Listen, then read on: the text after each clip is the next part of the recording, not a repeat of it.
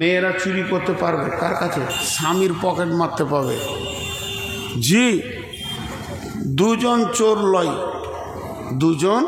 চোর লয় যদি পকেট থেকে মাল নিয়ে নেয়, দুজন চোর লয়।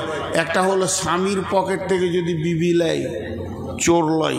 আর ছোট ছোট বাচ্চা ছেলে মেয়ে যদি বাপ মায়ের পকেট থেকে পয়সা বার করে তো ও চোর লয়। যদি চোর হতো তো হাত কাটা যেত, ওগুলো দুষ্ট বলা হবে, বদমাস।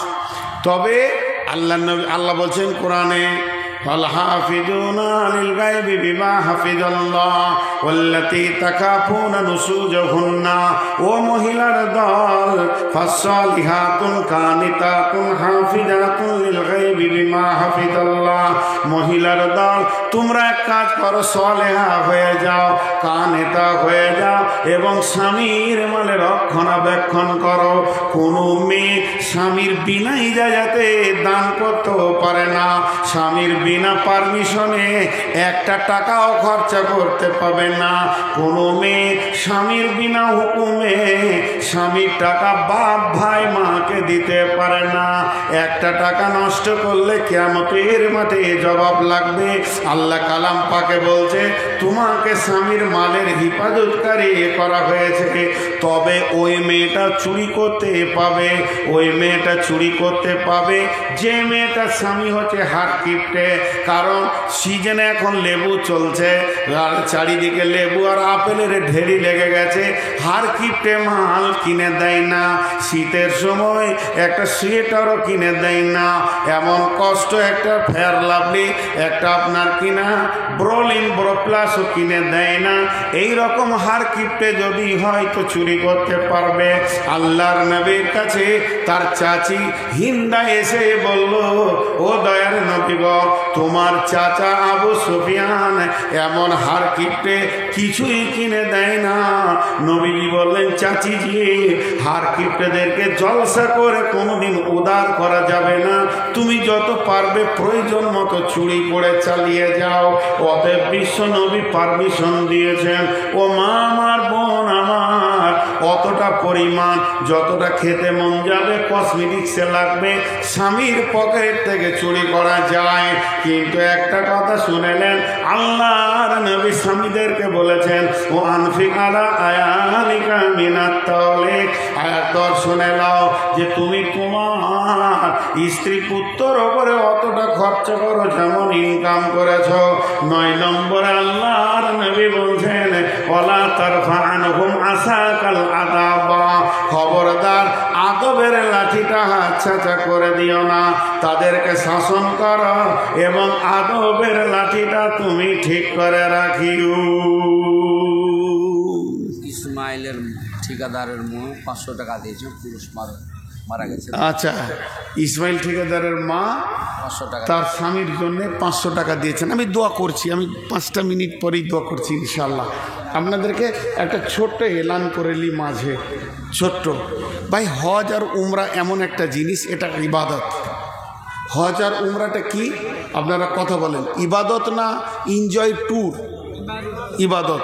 তো হজ বা উমরা যদি করতে যান, এটা আমি প্রচারে নেমে গেছি এবং অনেক বক্তাকে বলছি এই প্রচারটা করো। আলিম ছাড়া যাবেন না, কোনো সাধারণ মানুষের সঙ্গে হজ বা উমরা করতে যাবেন না। কারণ আপনি ইবাদত করতে চললেন, আলিমের সঙ্গে যাবেন, তাতে যে কেউ আলিম হোক না কেন। এটা এই পর্যন্ত বললাম।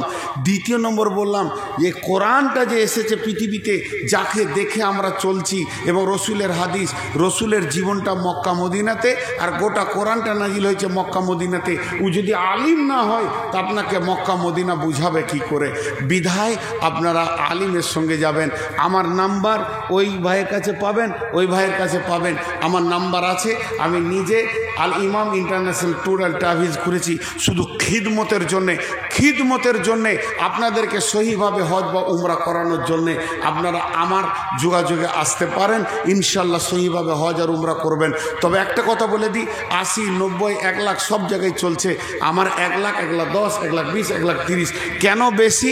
আমার মালগুলো দামি, সহজ করে বলে দিলাম। আপনি ও কম দামে মাল নেবেন 500 টাকাই হবে, ওই একই মাল দামি নেবেন তো 1000-2000 লাগবে, তো আমার মালগুলো দামি, এর জন্য খরচা বেশি। অতএব আপনাদেরকে দাওয়াত দিলাম। মক্কা কি, মদিনা কি যদি না জানি তাহলে আপনার আমার হৃদয়ে মহব্বত আসবে না। এর জন্য আমি একটা ছোট্ট বই লিখেছি, মক্কা মদিনার সফর। ওই বইটা মাত্র 20 টাকা দাম, মাত্র 20 টাকা। আপনার 20 টাকাটা একটা সোনা কেনা হবে না, জমি কিনা হবে না, টাকাটা এক কাপ চায়ে চলে যায়।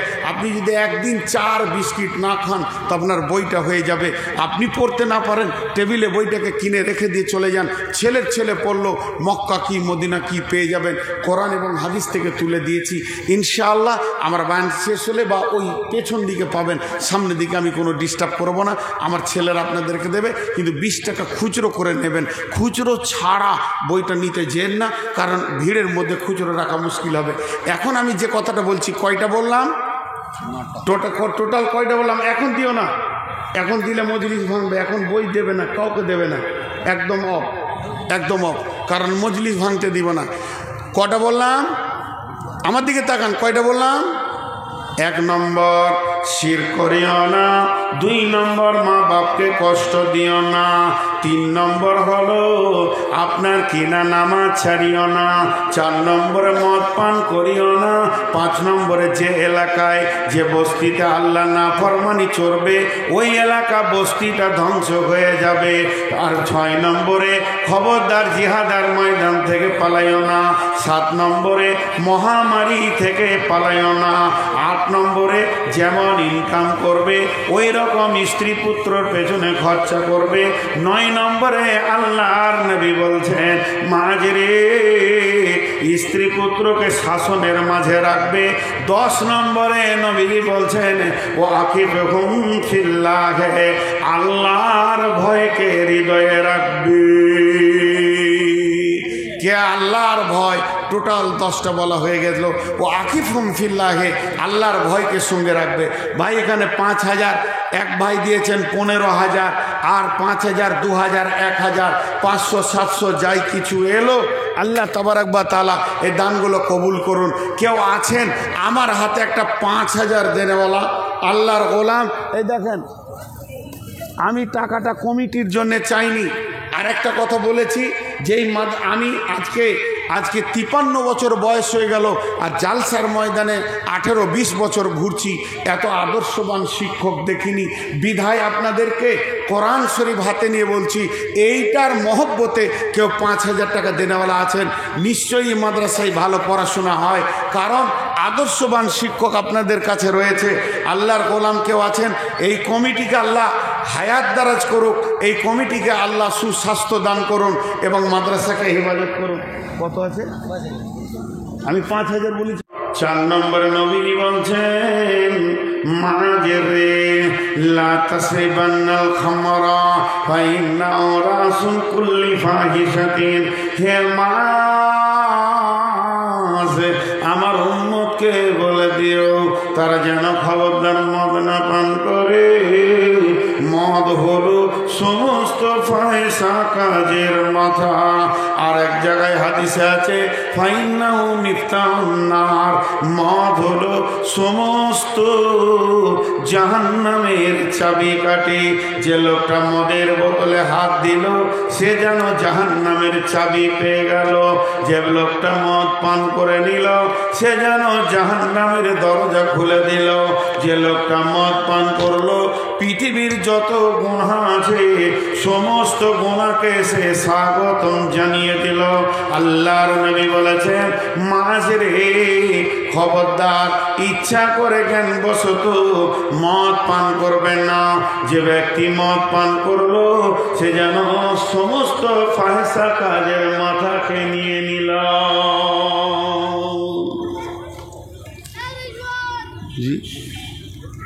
যুবকের দল, মদ বড় নোংরা জিনিস। আমরা সকলে আল্লাহকে সাক্ষী রেখে বলি, কাউকে একা তুলে ধরবো না। আমি মদের ওপরে বায়ান করছিলাম, আমাদের মুর্শিদাবাদ জেলায়, গ্রামটার নাম বলবো না, ইউটিউবে প্রকাশ হয়ে যাবে। একটা যুবক মাঝে থেকে দৌড়তে দৌড়তে চলে এলো একদম স্টেজের কাছে, এসে বলছে হুজুর সারা জীবন মদ ছাড়া কিছু বুঝিনি, আর মদের ভিতরে যে এত গুনাহ আছে সেটা জানিনি। আজকে জানলাম, সকলের সামনে আপনাকে সাক্ষী রেখে তওবা করছি, আর মদ পান করব না। আমি একবার ইস্তেগফার পড়ছি, তওবা সব থেকে বড় তওবা। আসমান জমিন বারবার যদি গুনাহ হয়ে যায় তাও মাফ হয়ে যাবে। এত বড় ইস্তেগফারটা পড়ছি, সবাই আমার সাথে পড়েন আর মনে মনে নিয়ত করেন, শিরক করব না, মা বাপকে কষ্ট দিব না, মদ পান করব না, আর নামাজ ছাড়ব না। চারটা জিনিসকে সামনে রেখে সবাই ইস্তেগফার করি। আমি কাউকে একা তুলছি না, আমি নিজেও গুনাহগার। আমার গোনাটা আমার পাঞ্জাবিতে ঢাকা আছে, আপনারা দেখতে পেয়েছেন না, আপনার গোনাটা প্রকাশ হয়ে গেছে। তাই সবাই তো, আমিও অন্তর থেকে আল্লাহর কাছে তওবা করছি, আপনারাও আমার সঙ্গে করেন, মা বোনেরাও করেন, সবাই করে নি, যেন এই পাপগুলো আমাদের দ্বারা না হয়। 1 নম্বর শিরক, 2 নম্বর মা বাপকে কষ্ট দিব না, 3 নম্বর নামাজ ছাড়ব না, 4 নম্বর মদের গিলাস ধরব না। চারটাকে সামনে রেখে একবার সবাই ইস্তেগফার করি। মহব্বতের সঙ্গে বলবেন, অন্তর থেকে বলবেন, মা বোনেরা আসতে বলবেন। আমরা একটু বলবো জোরে, কিন্তু চিল্লিয়ে নয়, আর হৃদয়ে যেন ইয়াকিন থাকে, আর লয় এই তোবাটাই শেষ, আর মসজিদ থেকে বের হব না। একটা ছেলে যদি মসজিদ ঢুকে যায়, একজন যদি মদ কালকে ছাড়ে, একটা ছেলে যদি কালকে মাথার চুল কেটে আমাকে ফোনটা করে, হুজুর আমি চুল কেটেছি, তো জানবো যে এই জালসাটা কামিয়াব হয়ে গেছে। সবাই ইস্তেগফার করি। আস্তাগফিরুল্লাহ পড়েন, একটু জোরে বলেন, আস্তাগফিরুল্লাহ আল্লাযী লা ইলাহা ইল্লা হুয়াল হাইয়ুল কাইয়ুম ওয়া তুবু ইলাইহি। আরেকবার বলেন, সাউন্ডটা একটু বাড়াই। মুরব্বী আলেম মানুষ, তিনি পড়ছেন না, আপনারা জোরে পড়ছেন না। এটা যে কত বড় আল্লাহর হৃদয় ঠান্ডা হয়ে যায়, দিল গলে যায়, সব গুনাহকে মাফ করে দেন। সবাই নিজের নিজের গুনাহগুলো নিজে নিজে স্মরণ করি। আস্তাগফিরুল্লাহ আল্লাযী লা ইলাহা ইল্লা হুয়াল হাইয়ুল কাইয়ুম ওয়া তুবু ইলাইহি। এতগুলি লোক একটু সাউন্ড বাড়ালেন না, বারবার 3 বার। রাসূলুল্লাহ সাল্লাম গুরুত্বপূর্ণ জিনিসকে 3 বার বলতেন। সবাই একবার একটু জোরে বলেন, আস্তাগফিরুল্লাহ আল্লাযী লা ইলাহা ইল্লা হুয়াল হাইয়ুল কাইয়ুম ওয়া তুবু ইলাইহি। 5 নম্বর আল্লাহর নবী বলছেন, ওয়া ইয়াকা ওয়াল মাসিয়া ফা ইন্না বিল মাসিয়াতি হালুন সাকাতুল্লাহি মাজরে। আমার উম্মতকে বলে দিও, যে গ্রামে, যে এলাকায়, যে বস্তিতে আল্লাহর নাফরমানি প্রকাশ্যভাবে চলবে, আল্লাহ তাবারক ওয়া তাআলা ওই এলাকাকে, ওই বস্তিকে ধ্বংস করে দিবে। তাস চলবে প্রকাশ্য রাজপথে, লুডু চলবে, দাবা চলবে, জেনা চলবে, ব্যভিচার চলবে, প্রকাশ্য লাইসেন্স নিয়ে বেশ্যারান্ডিরা ঘুরবে, এবং সুদের কারবার চলবে, জুয়া চলবে, মদের ভাটি চলবে। তো বিশ্বনবী বলছেন, ওয়া ইয়াকা ওয়াল মাসিয়া ফা ইন্না বিল মাসিয়াতি হালুন সাকাতুল্লাহি। আমার রব এত রেগে যাবেন, আসমান থেকে গজব পাঠিয়ে দিয়ে গোটা এলাকাকে মারমার মারমার মারমার করে একদম ধ্বংস করে দেবেন। বিশ্বনবীকে আম্মা জান আয়েশা প্রশ্ন করেছিলেন, ইয়া রাসূলুল্লাহ ওখানে এমন লোক আছে যে গুনাহ করেনি, সে কি বাঁচবে না মরবে? আল্লাহর নবী বললেন, ওই গজবে মরে যাবে, কিন্তু আখিরাতের ময়দানে গুনাহ না করার কারণে জান্নাতে যাবে, আর যারা গুনাহ করেছে জাহান্নামে যাবে। কিন্তু গজব যখন আসবে ইমানদার ঘর বাদ দিয়ে বেঈমানের ঘর হবে না। এর জন্য বিশ্বনবী কেন বললেন এইগুলো? নবীজি বলছেন, যখন তুমি দেখবে রাস্তাঘাটে, যখন তুমি রোডে দাঁড়িয়ে দেখবে রেল লাইনের আলোটা সবুজ হয়ে গেছে, তুমি দেখতে পাও আর না পাও, জেনে নাও রেল এবার এই লাইনে আসবে। তুমি লাইন থেকে হটে যাও, সবুজ আলো তোমাকে বলে দিচ্ছে, সে কথা না বললেও তোমার জ্ঞানে ধাক্কা দিচ্ছে, তোমার ইলমের আলোকে খুলে দিয়ে বলছে সরে যা রে, এখনই রেল এই লাইনে আসবে। তেমনি যখনই আপনি রোডে ঘাটে এই অবস্থাটা দেখবেন, বিশ্বনবী বলছেন তুমি রেডি হয়ে যাও, আল্লাহর গজব এবার এলাকাতে আসবে। ইমানদার তুমি তোমার ইমানকে নিয়ে রেডি হয়ে যাও। বিশ্বনবী 5 নম্বর ওসিয়ত করলেন। আল্লাহর নবী বললেন এটা এমন একটা অবস্থা হবে রে, তখন ইমানদার তুমি নিজে ইমানকে বাঁচাবে। একটা চাদর দিলেন কেন? 3-4টা দিয়ে দেন, চাদর যাক, অসুবিধা নেই। আর ওই 2টা ছেলেকে, বেশ মজবুত ছেলেকে বলেন রোডে ঘুরুক, চাদর দেবে দেবে। যারা দাঁড়িয়ে আছে ওদের কাছে যাক, দাও ভাই 10 টাকা মাদ্রাসা দেবে। আপনারা উঠিয়েন না, 5টা বলা হয়েছে আর 5টা আছে, আর আমার সময় আছে 10 মিনিট। কোথায় এসেছি? ফাঁসির মঞ্চে এসে নাকি 1 মিনিটও ছাড়ছে না রে ভাই। হ্যাঁ উঠিয়েন না, আপনাদের বিরক্ত লাগছে নাকি? আপনাদের হ্যাঁ বই কই? তো 4টা এনেছো তোমরা, গোটাটাই আনতে হতো। জি, মাঝে একটা ছোট কথা বলে নি, আপনারা উঠিয়েন না, হাতগুলো জোর করে বলছি। 1 মিনিট, তাহলে কটা বলা হলো? 5টা। শিরক করবে না, মা বাপকে কষ্ট দেবে না, নামাজ ছাড়বে না, মদ পান করবে না। আর যখন প্রকাশ্যে কোনো গুনাহ দেখবে তো জেনে নাও যে কিয়ামত চলে আসছে, তুমি রেডি হয়ে যাও। 6 নম্বরে ওয়া ইয়াকা ওয়াল ফিরার মিনাজ জাহফি ওয়া ইন হালাকান নাস। আল্লাহর নবী বলছেন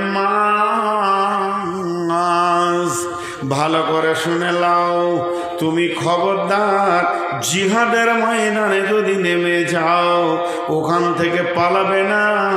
ডানে তাকিয়ে দেখো সব লোক মারা গেছে, বামে তাকিয়ে দেখো সমস্ত লোক মারা গেছে। তোমার বন্ধুরা সব যদি মারা যায়, তুমি পালিয়ে যেও না, তুমিও শহীদ হয়ে যাও। মাঝরে খবরদার জিহাদের ময়দান ছেড়ে পালাবে না। 7 নম্বরে নবীজি বলছেন ওয়াইন আসাবান নাসি মাউতুন আনতা ফীহি ফাসবর।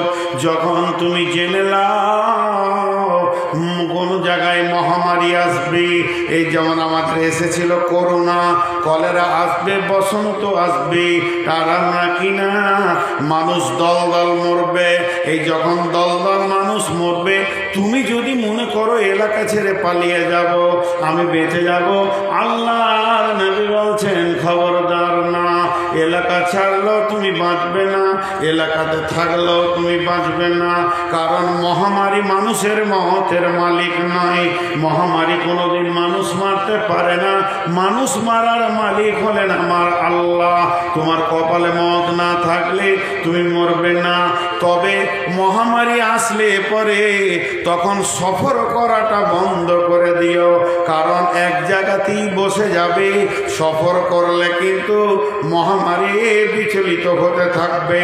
আল্লাহর নবী বললেন মাঝরে মহামারী এলে তুমি এক জায়গায় বসে যেও।